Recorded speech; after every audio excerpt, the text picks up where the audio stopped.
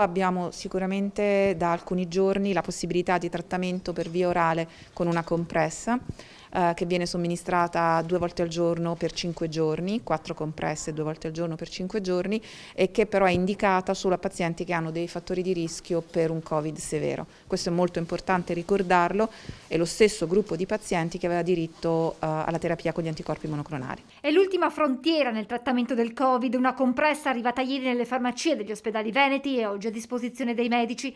Rispetto solo a pochi mesi fa, sono ora 5 le diverse terapie utilizzate nel trattamento della malattia, 3 anticorpi monoclonali, un farmaco endovenoso e la pillola. In arrivo anche un nuovo anticorpo monoclonale a durata prolungata. Invece di una durata nel sangue di circa 3 mesi, ha una durata di 1 anno. Questo anticorpo potrebbe essere essenziale per i soggetti che non rispondono al vaccino o per quelli che non si sono potuti o non si sono voluti vaccinare. E a proposito di terapie, il membro del CTS regionale interviene sulla discussione intorno all'ivermectina, farmaco che spesso i pazienti Covid e Novax utilizzano per curarsi a casa. Ci sono alcune terapie come l'ivermectina, la zitromicina, l'idrossiclorochina, che studi hanno dimostrato che sono inutili se non addirittura dannosi. Io non posso rispondere a un mio paziente che non in questo modo e credo che il paziente debba pretendere dal proprio medico una spiegazione scientifica di ogni consiglio che gli venga dato. Importanti le indicazioni che la professoressa Tacconelli dà per il trattamento dei pazienti. Se si hanno dei fattori di rischio per una malattia grave e non si è vaccinati, è davvero essenziale che si esegua un tampone il più rapidamente possibile e sicuramente entro 5 giorni.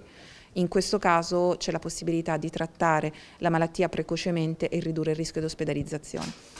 La persona che non ha fattori di rischio ed è vaccinata può serenamente rimanere al proprio domicilio e trattare i sintomi come una normalissima sindrome influenzale, con l'unica accortezza, se possibile, di avere un saturimetro a disposizione.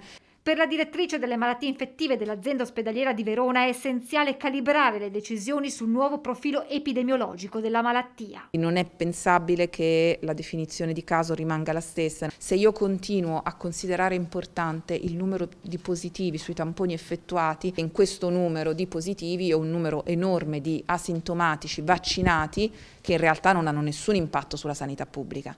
Tutto questo in uno scenario epidemiologico completamente cambiato. Io vedo una malattia nettamente diversa, Omicron, e ha una forma nel vaccinato fondamentalmente simile influenzale. Vedo una malattia Covid nel vaccinato che è completamente diversa da quella che vedevo 8 mesi fa. Continuo però a vedere pazienti non vaccinati che acquisiscono la variante Delta e vedo lo stesso identico quadro che vedevo 9 mesi fa.